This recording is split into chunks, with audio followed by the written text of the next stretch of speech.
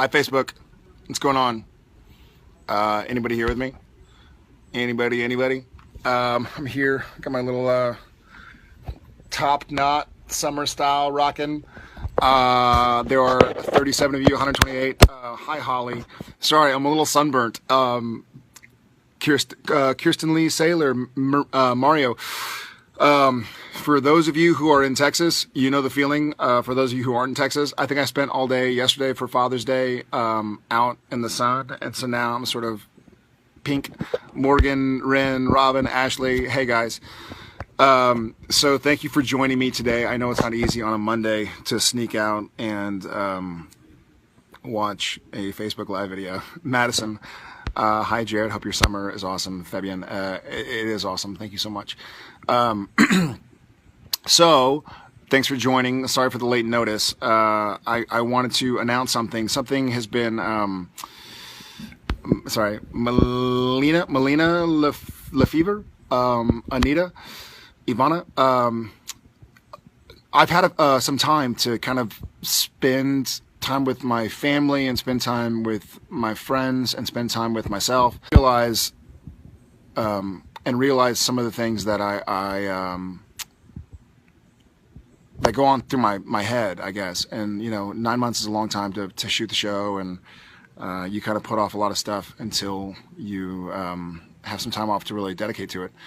And so something occurred to me kind of over the last couple months as I've been working on myself and working on my relationships that, you know, y'all guys help me always keep fighting, and you guys help me try to love myself first. But there was something that was kind of going on in my head that I really wanted to. Sorry, I'm getting phone calls and emails and text messages. I wish I knew how to live video from my computer. I could probably not all these phone calls. But anyways, there's something that I wanted to kind of let y'all know that I've been working on. Kind of a mantra I've been telling myself to really try to deal with everything and accept love and help me keep fighting and help me love myself. And especially in light of all the kind of tragic events that have happened lately, there's something I wanted to share with you guys that was maybe helpful to me, and I hope it'll be helpful to y'all. So we are coming out with our most recent kind of version or variation of the Always Keep Fighting campaign. And just like Love Yourself First, it's kind of a progression of the original AKF campaign. It's something that has really been meaningful to me. So I wanted to share it with you guys and let y'all know it's been meaningful to me, and I hope it's meaningful to you. So, all right, here goes. Sorry.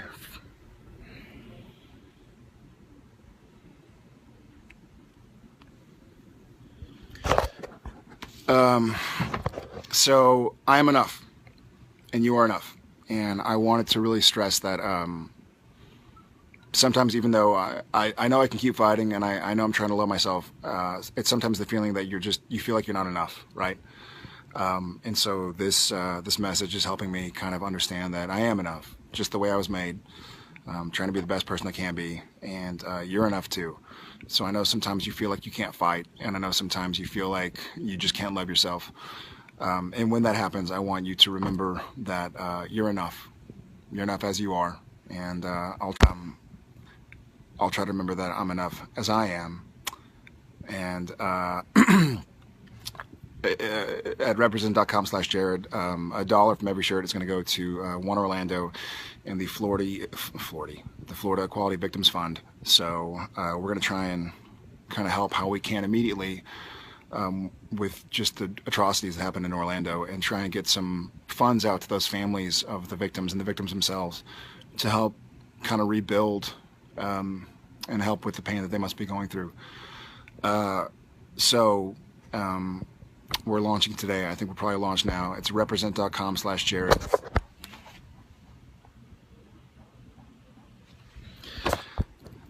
I'm enough, and so are you. All right. Love you guys.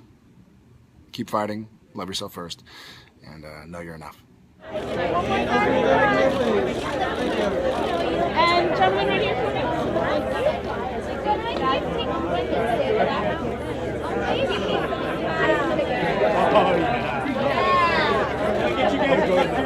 Time.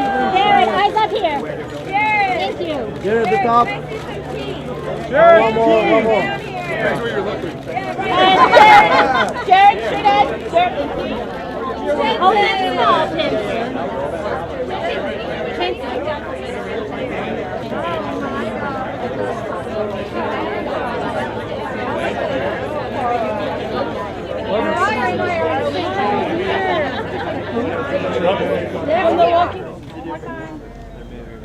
So, you're going on your 12th season. I am a huge Supernatural fan, by the way. What was your favorite thing about season 11? You've gone through like so much in season 11. The episode Baby. I love that episode. The way it was shot, everything about it was great. It was such a break from the norm of how we normally shoot our show, which was very challenging, as you could probably imagine. The crew had to figure out how to mount all the cameras. They had to figure out how to get the sound in there. They had to figure out how we were going to track it, and then they basically just sent us on the road by ourselves. So we had to do all the slates, and we had to turn all the cameras on and make sure. And we were doing that, a mile away from the crew. So I think just the fact that there was that much trust, starting from the very top, starting with the writers writing something so out of the box, they trusted that we would get it done, and then they trusted that the crew would figure it out. And the crew trusted, Jared and Misha and I with handling all their equipment, which maybe they shouldn't have.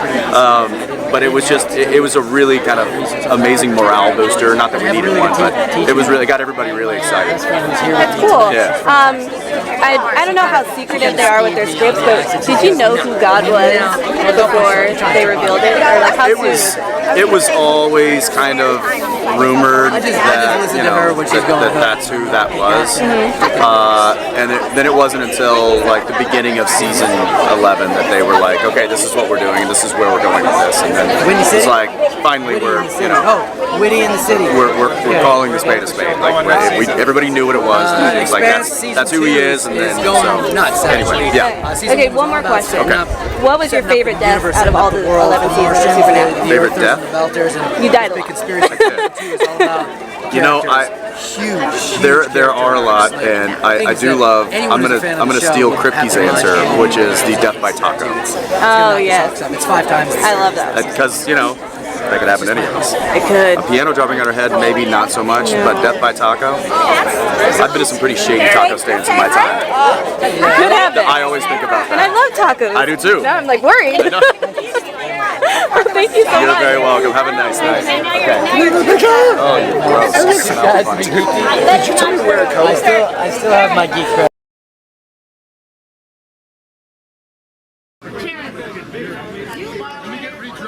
You look good.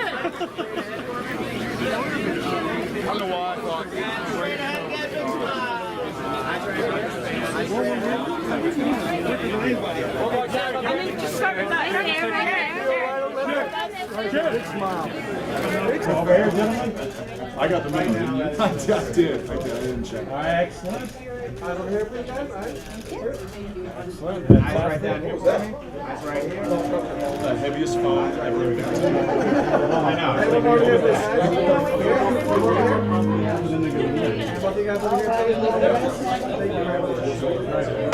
Okay. This way.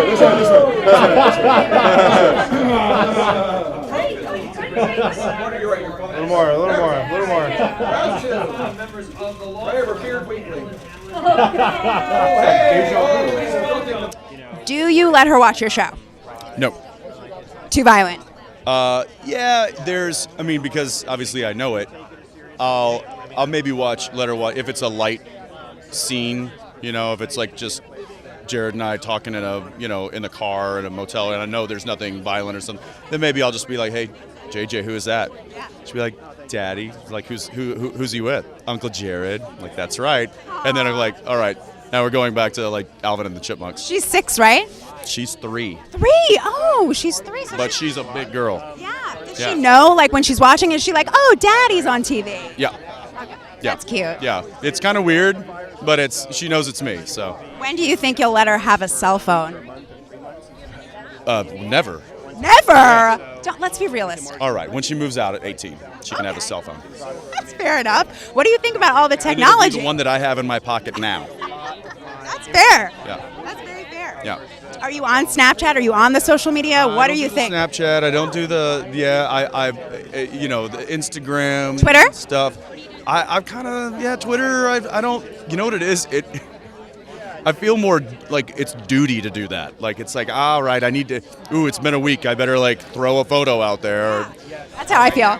Because I was just before like the whole social. Like my generation was just before that kind of craze.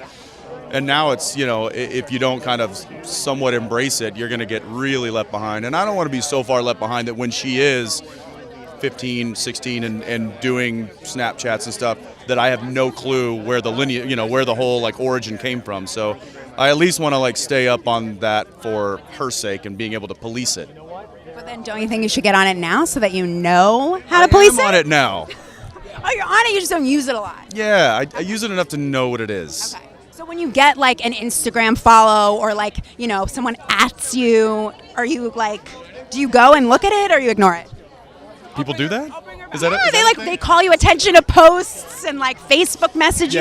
Yes, I'll get notifications. I'll check my news feed and stuff. But it's really just I just look at the people that I follow, which is like 4 people, and I'm like, oh, I guess so and so's in New York, Mexico. Yeah. So that's it. All right, fair enough. Yeah. Will you follow me on Snapchat? Probably not because I don't have Snapchat. Oh, well, what do you have?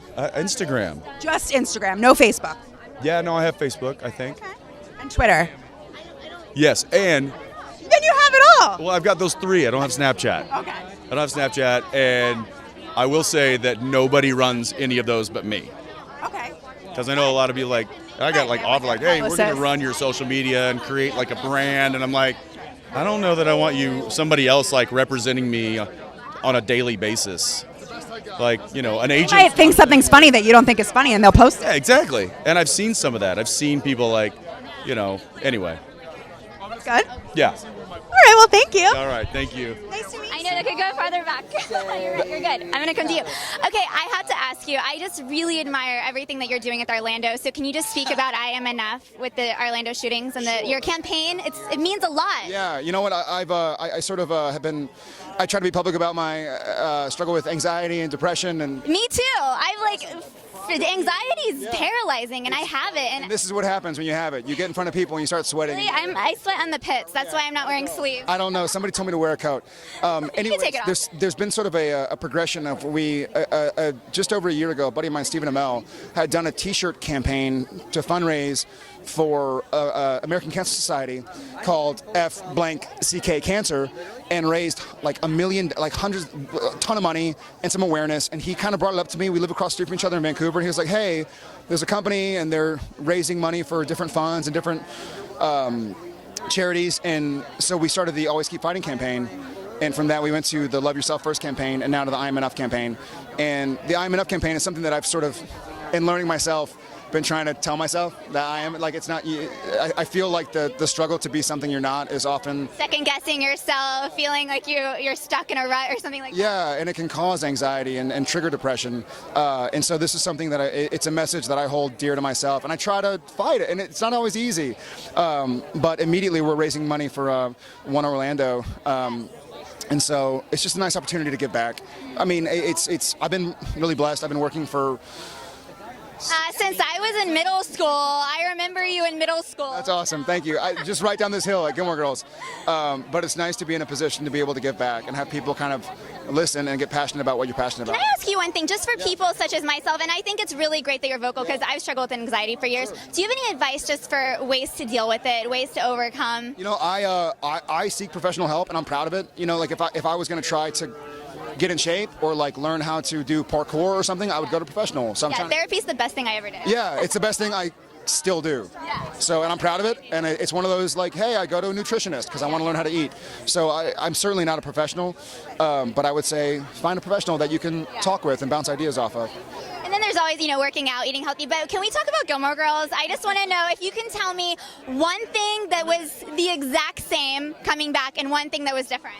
Okay, the exact same was the set, and that was weird. So having shot it 16 years ago, when I was literally 17 years old. I'm getting goosebumps. And then going back, so I had gone back for years, and it had turned into different sets, like Heart of Dixie, it had turned into different movies, and then I had gone through to do ADR or voiceover work or to have meetings with the writers or something. And so I'd been through Stars Hollow and it was no longer Stars Hollow. So showing back up in February and it was Stars Hollow again with Dosey's Market and the gazebo and the school. It was sort of like a really chilling experience. It was total deja vu. Speechless. Yeah, I was I'm so excited for it to come back. I was speechless too. It was cool to nerd out. And I sort of had my experience with Gilmore Girls, I did it for 5 years, and then I kind of got Supernatural and some movies during it, and so I didn't think that I had closure because I'd kind of moved on to the next show with Warner Brothers. But this is a chance to go back and get closure, and it's a really cool role I got to play in the new Netflix series. Can you speak about Netflix, what it means for them to be bringing back projects? I mean, it's becoming a bit of a fan favorite. Did you feel a lot of freedom getting to work with Netflix? Yeah, and I feel like Netflix has been amazing, not only for Gilmore Girls, but for Supernatural. It's just such a way, and I think the way people are watching TV these days is they're binge watching. I'm binge watching. What are you binge watching? Well, right now I'm unfortunately binge watching like Lego movies, Zootopia. I'm what's it called? Ice Age 1, 2, and 3. I'm binge watching every cartoon kids. Well, when movie. the kids go to bed, what are you guys binge watching that does not include like G-rated projects? Well, I'm catching up on Bill Maher. Okay. But we love Game of Thrones, like everybody, and Walking Dead. We nerd out about the same shows everybody else nerds out about, so I'm kind of one of the crowd, I suppose. Well, I'm very excited for the reboot. Thank you so much for taking the time. That was really nice of you. No, thank you so much. Yeah. How are you? Doing well. How are you? So nice to meet you. Good to meet you. I just love the bromance. Is that what the word between you and Jared on set? You tell me. I don't know. You guys look like you have a good time. We probably have too much of a good time. Yeah. But that's, I think, one of the many ingredients to being as successful as we have is the fact that we don't take it too seriously. We really do get along, and we enjoy each other's company, and we enjoy working together. We have a very good professional relationship. We have a very good personal relationship, and it's not just he and I. It doesn't just stop there. The crew people, I would say about 75% of them have been there since day one, so they're family. I mean, they really are. Like I know, I've been on shows where people get along really well, and it's like, oh, we're in season 2, and we're just such a big family. No, literally like 11 years we've been together. You guys seem like such family men. There's kids around. It's a family affair on set. I mean, do they get to come watch, or is it like off limits? Well, the young kids, maybe not on certain days when we're doing like really scary stuff. But yeah, the kids come running through set every now and again, and everybody loves it. And we've seen. But that's the thing is, it's like. For instance, my camera operator, I remember when his daughter was born, and now she's 7, and I'm having conversations with her and like talking about her school days and stuff. Nothing makes you feel older than watching a child grow. So we've gotten to all like experience that together as an 80-member family, and there's been highs, there's been lows, there's been births and marriages and deaths and divorces, and all within the past decade, and it's been an amazing run and an amazing experience, and it'll be really hard and sad when it's over. Do you think you have one of the coolest, like top 10 coolest names in Hollywood? Because I'm gonna throw, just say it.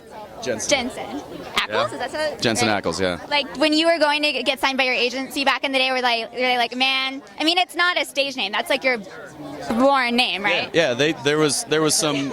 I got a little bit of pressure to change it and make it to change my last name and make it a little bit more kind of flowy, and I was just like, that's gonna mess me up. Can I just? It sounds quirky. Can I just keep my name? Yeah, I've lived with it all my whole life. Did they give you any suggestions, like let's make it Jensen Johnson, or did they give you any like weird last names? Yes, there was some like that. Do you remember any? Well, the only one I do remember that we almost went with was just my first and middle name, which is Jensen Ross. Then I think Ross, Friends. No, yeah. You made a good choice. Thank you. Did you have something in your contract that said you only could be in like fan favorite cult shows like Dawson's Creek? No, it's been Smallville. It's been a total coincidence. I have no idea why. But when that happens, do you know? Are you like you get the script and you're like, this is gonna be big, or is it something where it's like it's a slow build? I mean, Dawson's Creek, if I remember, was not a slow build. It was like instantaneous. I only came in at the very end of that. Like I was only the last season. I was just kind of like window dressing for the final season. So that was not like and then the same thing with Dark Angel. But I think at the end of the day, they're roles that I'm that I like and I'm attracted to. I like these kind of anti-heroes and, the struggle and I like the fact that there's action and there's drama and there's a little bit of comedy peppered in. Like, I really like the aspects of all of that. And I guess those kind of shows cater to more characters like that, so that's where I end up. One last question to wrap us out. A lot of the shows here are reboots or they're remakes. If you could remake any movie or show and bring it back to life and play the title character, what would the show be and what character? I don't know. Here's the thing. In my opinion, I have a lot of the whole reboots and revampings of very successful and very iconic previous shows or movies, in my opinion, kind of hurt my soul a little bit, because I'm like one of the ones that likes to just, that was that. It's like there's just some things you shouldn't redo. However, sometimes they're very successful and they make the studios lots of money, and I'm not the studio guy. I'm not the one calling the shots. I can't name one that I would like to revamp right now. I can name a lot that I wouldn't want to revamp, though. Well, in 30 years, some of your shows might be revamped, so that'll be interesting. And I'd be okay with that. And you'd come back as your older version of yourself. Maybe, or just make fun of the guys that were doing us. Nice to meet you. Nice to meet you, too. Thanks. Sorry for the unannounced check-in. I just wanted to talk to you guys. Jensen and I just had a funny, kind of crazy couple of days. We went and shot Kings of Con with Richard Speight and Rob Benedict. And hi, Sophie Bells. Sorry, I want to check in and say basically hi. And I'm so thrilled about the success of this most recent and, to me, my most meaningful campaign, because it's something that even today I had to really work to remember. Because those of us who sometimes struggle with anxiety and depression often feel like we're not enough. And so I wanted to say thank you to you guys, and also show a new design.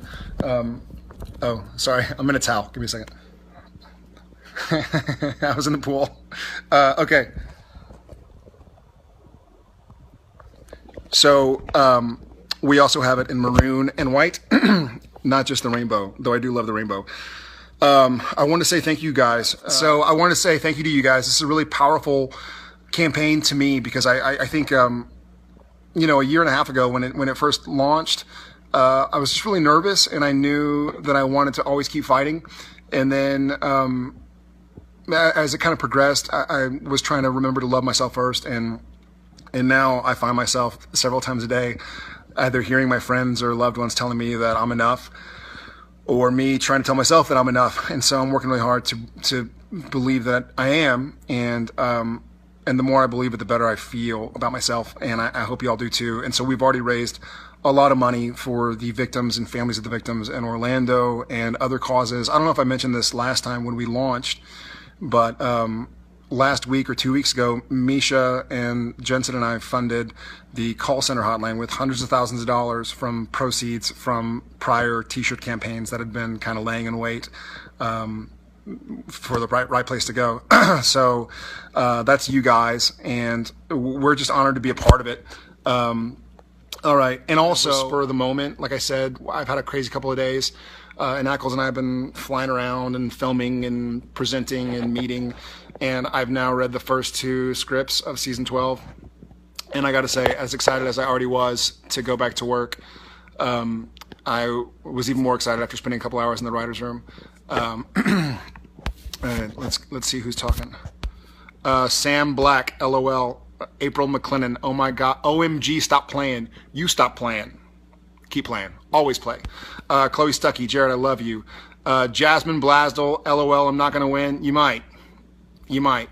I thought the same thing. I thought that I would never win. And then I look in the mirror sometimes. I can't believe I have a TV show I get to love, and I have 13.1 thousand people. I'm sorry if I'm boring. I'm trying to... I love the phone call bit. I just feel sometimes like, once again, so the funny thing about phone calls is that I love it. I love talking to y'all and hearing about your lives, but I feel like I want to make sure that I don't bore you guys. So again, that's me not believing that I'm enough, but I'm reminding myself that I am enough. And y'all help me believe it. When I was when we were filming for the Saturn Awards, I got to meet a fan with a Love Yourself First shirt on, and it was kind of a reminder, because you get even not even, but I've been doing this now for 16 years, I guess, 5 of Gilmore Girls, and yeah, 16 years and counting. And every time I go to an award show, I get kind of a tinge of anxiety. So it was nice to show up there and see somebody and know that I had a friend who was telling me to love myself first. So if you're out there watching, thank you. It meant a lot.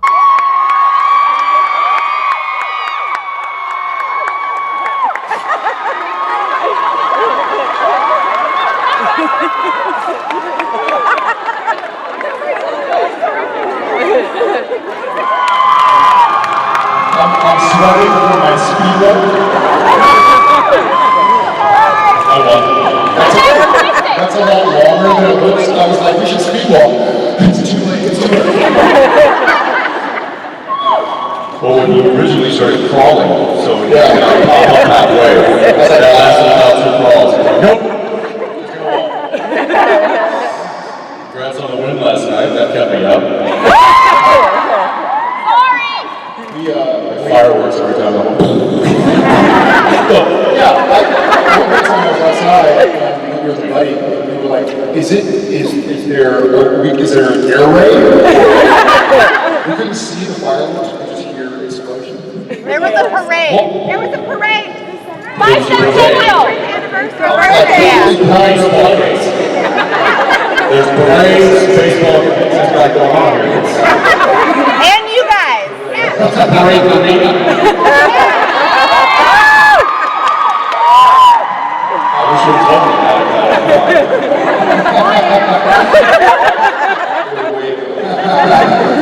It's my first time in Pittsburgh. This guy's been It is nice to be back. I spent a few months here. You say it was 09? 08. Well, when did the Pens win the Stanley Cup? I know they won this year.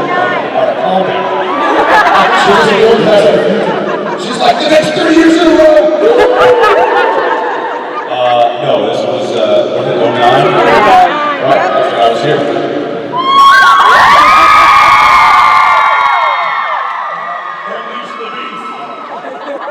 So, I haven't paid for a haircut in 12 years. It shows. So it made me cut my hair. I'll put some. Oh, he is sweating. I wish you could see this. No, it's just he's sweating.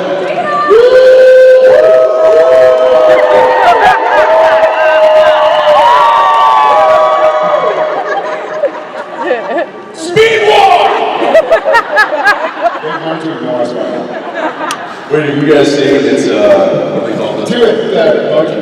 No, not the emoji. No, what is it? What is the pit emoji? What do you call it?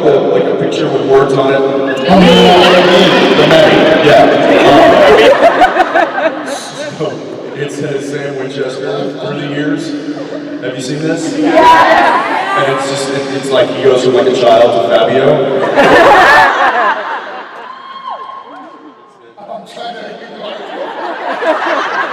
It's a meme, you can't enlarge it, it's just... Oh my God. Yeah, there you go. It's really, it made me laugh. He said that to me, it made me laugh. Has anyone not seen it? I have. Alright, we'll never forget it. Made me laugh.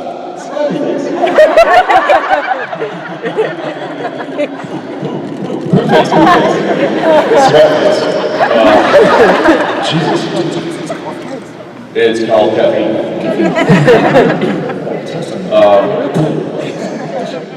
No, they were supportive, but I just kept acting, and then I was enrolled to go to UT and be an engineer because I was in math in school. Could not do that. Couldn't make it as an athlete, but in athletics. So I'm not person. She goes, sexy. Someone just got to walk out.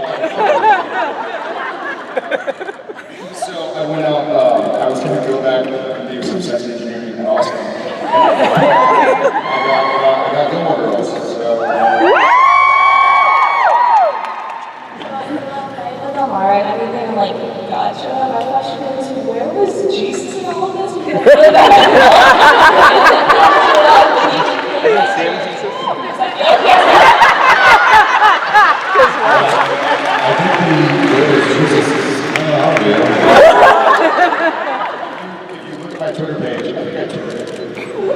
You'll see this season. I think it was before somebody here tweeted. You tweeted the meme, so we should do YouTube, Twitter, and Facebook are actually launching out together. It's called YouTube Face. You can tweet my face.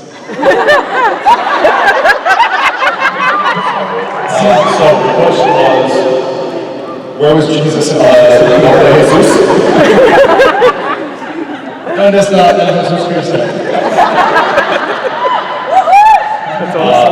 That is a great question. And for all you theologians out there, I think that God showing up, let's just stop. I think God was really the Holy Trinity showing up all in one package.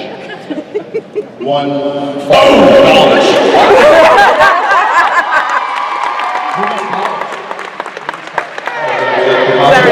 We didn't fly in. We didn't get here until like late last night. So that's where I was on a plane trying to get here so I could be with you this morning. I can't be everywhere at once. But I don't want me to go.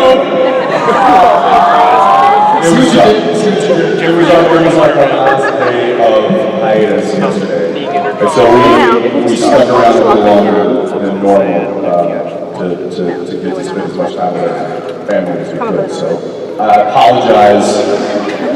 I apologize. But he's going to sing during the panel.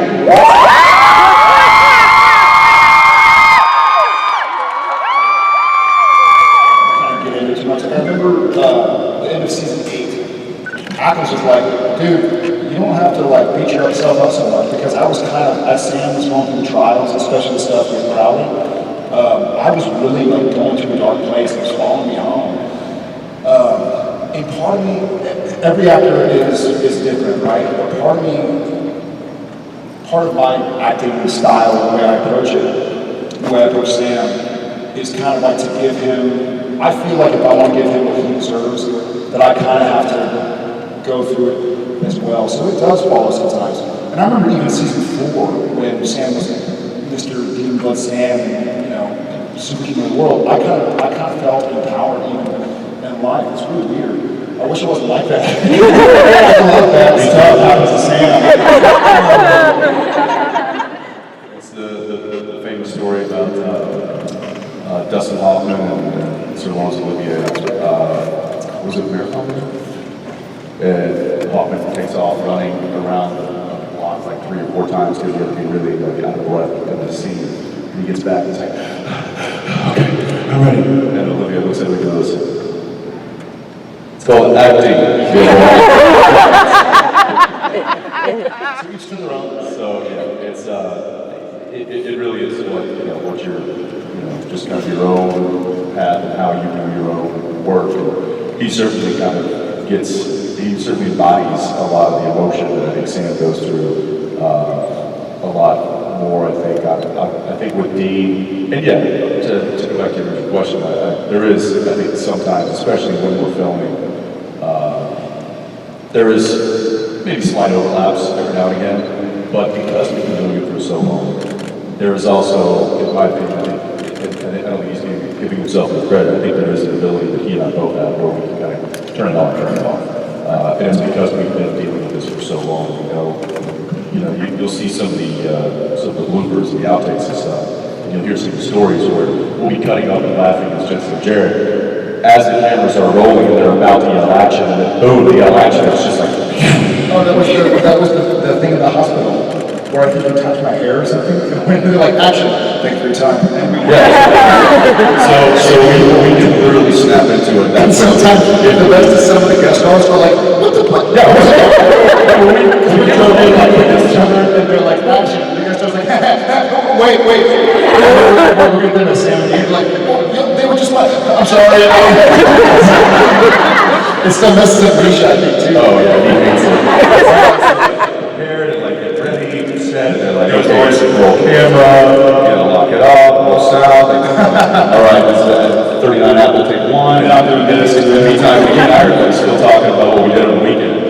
And so I think we do have that ability to kind of snap in and out of it. But when the characters are going through something very heavy and stuff, then it does kind of take a toll on you. You know, there's been nights when I've gone home at the end of the night and felt like I won a marathon, and it's just because the emotion is so taxing. And we'll film for at the minimum 12 hours a day, so sometimes 14 hours a day of just this heavy emotion, and or even like a fight scene. You know, remember that fight scene with Nina's episode, that day in the cabin there, where he gets shot, where the vampire. Spoiler alert! If you haven't seen season 1. So that was like we literally shot that fight scene all day, and we were all night, exhausted all day, all night, until like 3 in the morning, 3 or 4 in the morning. Yeah, it was cold, it was wet, and especially for me because it was fake. I was like.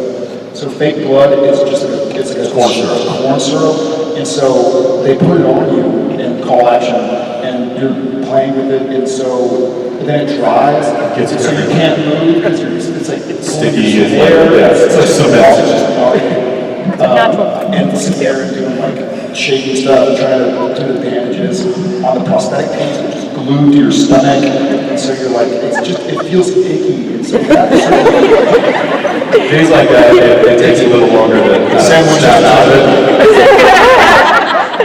It takes a tall glass of whiskey sometimes to get to snap out of it.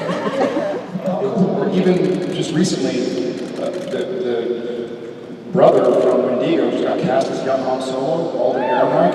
And he's young Han Solo now. And I was like, his first job ever was Supernatural. To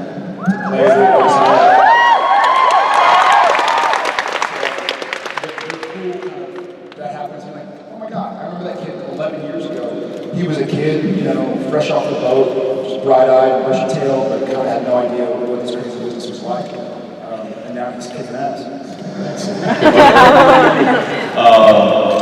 And then as far as shows go, the only shows I watch are animated and for 4-year-olds. Favorite one right now, go.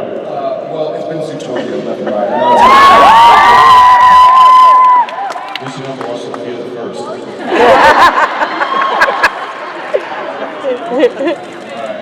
Stuff is... Yes, we do now. The boys are Paw Patrol, sure. Paw Patrol. Yeah, Paw Patrol! Vanguard. Wildcats. Octonauts. Every morning, Octonauts. That's what JJ is saying there. That's just to the octopus. Has anybody not seen Zootopia? You gotta watch it. I remember people telling me this and going like, we should watch this stuff weird.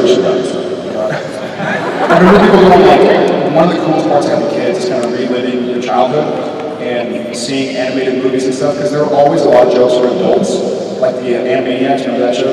Yeah! Is DuckTales on Netflix?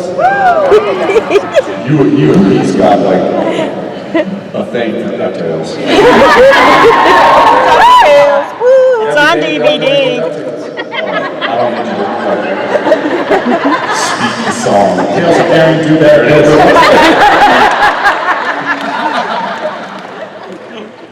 That's what he's singing today at the panel.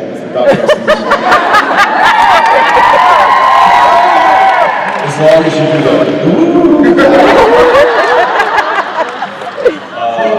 I will say that Game of Thrones is the only series.